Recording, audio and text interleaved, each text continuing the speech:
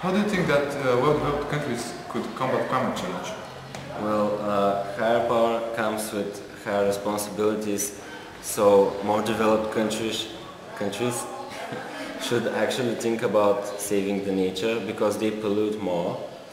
And I think that if they don't do nothing, the Earth has no chance to survive. I agree with you, but there are less developed countries. Don't you think that they should stop polluting too?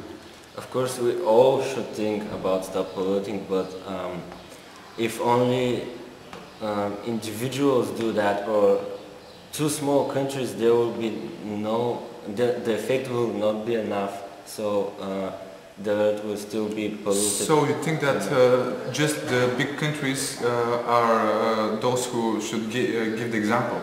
Yes, of course. When you lead the others, when you're the most powerful one, you should give the example and show others how the things should be done. Yes.